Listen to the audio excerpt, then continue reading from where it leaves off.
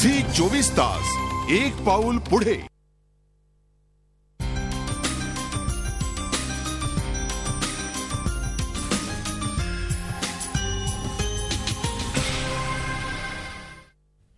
Break नंतर पुन्हा एकदा झी 24 तासवर आपलं स्वागत.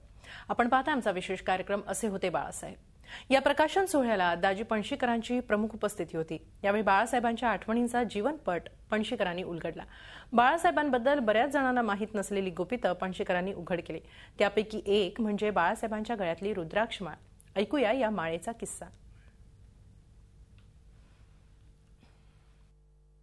काहीतरी निमित्तानं मी मातोश्रीवर कामाकरता गेलो होतो आणि माझं 5 मिनिटाचं काम होतं. मी त्यांना फोन केला, म्हटलं मला भेटायचं आहे. मला विचारलं तुम्हाला अपॉइंटमेंट घ्यायला लागतं का? या 12 वाजता म्हणाले. मी गेलो, माझं 5 मिनिटाचं काम झालं. मी म्हटलं मी जर चुळबुळ करायला लागलो, मी आज तुमच्याकरता 1 तास ठेवलेला आहे, शांत बसायचं, आज कोणी येणार नाही. मी म्हटलं बरीच मंडळी बाहेर आहेत, त्याच्याशी तुम्हाला काही कर्तव्य नाही, शांत बसा. आणि मग बोलायला लागलं तर मी त्यांना सहज विचारलं, तुमच्या गळ्यामध्ये ही जी माळ आहे त्याच्या खाली जो मोठा स्फटिकाचा मणी आहे हा तुम्हाला कुठे मिळाला? मग त्यांनी सांगितलं, मी कोणाला तरी सांगितलं होता मिळाला, मला याच्यापेक्षा मोठा पाहिजे होता. आणि मग म्हणाले ही माळ तुम्हाला माहिती आहे का कशी माझ्याकडे आली ती? आणि मला अर्धा तास सगळा प्रसंग. मी म्हणाले काहीतरी लोकांनी आयोजित केलं सोलापूरला कार्यक्रम आणि म्हणाले चला आपण तुळजाभवानीच्या दर्शनाला जाऊया. म्हणून आम्ही दर्शनाला गेलो. मातेसमोर उभा राहिल्यानंतर तिच्या गळ्यात ही माळ होती. बघितल्या क्षणी मला एवढंच कळलं की माळ माझ्यासाठी आहे. ते गुरुजी कोण होते, त्या पुजाऱ्याने म्हटलं ही माळ मला पाहिजे. तो घाबरले, हो देवीच्या गळ्यात ती माळ कशी देणार? मग तर काही हो नाही. मी म्हटलं मी इथून हलणार नाही, मला ती माळ मिळाली पाहिजे. मग ह्याला बोलो त्याला बोलो, विश्वस्त आले अमुक. मी त्याला सांगितलं ही माळ माझ्यासाठी आहे, ही मला मिळाली पाहिजे. आणि मग सगळ्या विश्वस्तांनी निर्णय घेतला आणि हो मग आम्ही तुम्हाला घाबरलो सगळे.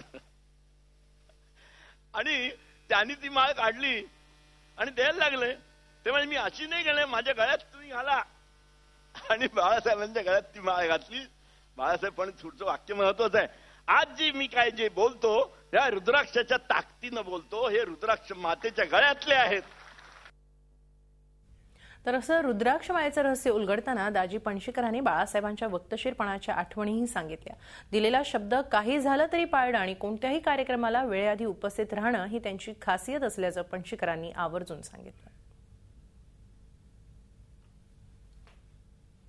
11 तारखेला उभाबायांच्या साहित्याचं प्रकाशनच एक ठरवलंय, प्रदर्शन भरवलं ठरवलंय, तर तुमच्या हस्ते व्हावं. तर पहिलं वाक्य बोललं, पुबा भाव्यांसाठी तुम्ही जगात कुठेही बोलवलीस तरी येईल म्हणून. आमचा जीव भांड्यात पडला. मी म्हटलं मग कार्यकर्ते आलेले आहेत आणि तुम्हाला निमंत्रण द्यायला कधी यायचं? पुबा भाव्यांच्या बाबतीत औपचारिक काहीही बोलायचं नाही. मी हो म्हटलेलं आहे, मी येणार. मी म्हटलं तसं नको, तुम्ही म्हटलं डायरीत लिहा आणि मला सांगा. मग त्यांनी डायरीत लिहिला, फोन चालू.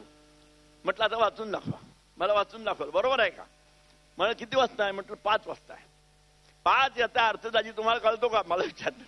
म्हटलं काय? 4:60 कार्यक्रम सुरू करण्याची हमी देणार असाल तरच मी येणार. मी म्हटलं हो. तुम्हाला आश्चर्य वाटेल, 4 वाजायला 10 मिनिटं कमी असताना त्यांची गाडी आली, एकटेच आली. मी स्वागत केलं, माझ्याबरोबर आले. मला सगळी तयारी आहे का? म्हटलं हो. तुमच्या 4:60 काम सुरू होणार आहे. सगळं बघितलं. मोहन वाघांनी ते नेपथ्य वगैरे लावलेलं होतं, त्याच्या पाठीवर हात फिरवला. अरे बा छान. त्यावेळेला आम्ही असं केलं, हारबीर घालायचं आहे का असं मला तिने विचारलं. म्हटलं नाही, हारबीर आम्ही, हा फोटो मोठा आहे, आम्ही हार घालून ठेवलाय आणि पुढे म्हटलं फुलं ठेवलेली आहेत, एक रिकामं तबक ठेवलंय. तुम्ही म्हटलं पुष्पांजली अर्पण करायची, तुम्हाला लाख लाख सलाम. मला म्हणाले. म्हटलं का? अरे कल्पकता आहे. हो हो. मग म्हणाले जाता जाता, हो तो हार घालायला लागला ना की आमच्या पाठीचे फोटो काढतात सगळे. हे तुम्ही फार चांगलं केलं.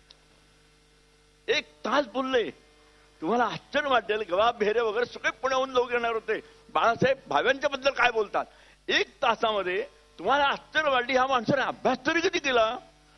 स्वतः बेहरे आले म्हणून बाळासाहेब, अहो आम्ही त्यांच्या बरोबर राहिलो, त्यांचं वाङ्मय पाठ करून आम्ही मोठे झालो, पण हे तुम्ही त्यांचं साहित्याचं जे अवलोकन केलं आणि समीक्षा मांडली, तुम्हाला नमस्कार.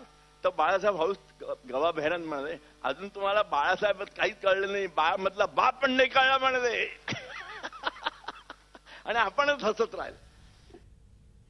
बाळासाहेबांच्या या वक्तशीरपणाची आणखी एक खास आठवण दाजी पणशीकरांनी सांगितली. वक्तशीरपणावरून बाळासाहेबांनी भुजबळांना खास ठाकरे शैलीत टोला आणला होता. आम्ही नाट्यसंपदेतर्फे बेईमान नाटक केलं. बघून सांगतो म्हणाले, 5 मिनिटांनी फोन करा, येतो म्हणाले. किती वाजता आहे? 8:30 वाजता. म्हणजे कितीला सुरू करणार? मी म्हटलं 8:30 वाजता. मी 8:25 का 20ला येतो, तुम्ही फक्त बाहेर गेट जवळ थांबा. म्हटलं तुमच्यावर आणखीन मी एकटा येणार, फुकट पास द्यायची सवय लावू नका कोणाला म्हणाले.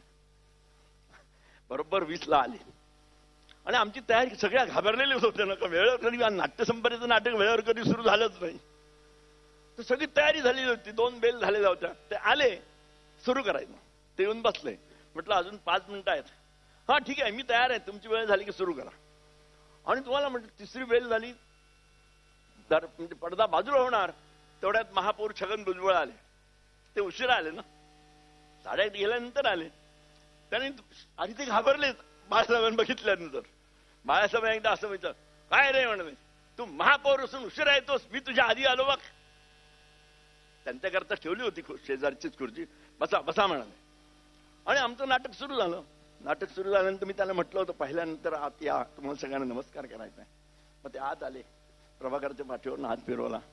फार चांगलं काम करताय, प्रभाकर बद्दल अप्रतिम प्रेम, निरपेक्ष प्रेम प्रभाकरवर केलं, सगळ्यात कलावंतांच्यावर केलं. वेळ झाली आहे पुन्हा एका छोट्याशा ब्रेकची. मात्र तुम्ही कुठेही जाऊ नका, पाहत राहा झी24 तास. आपण पाहताय असे होते बाळासाहेब.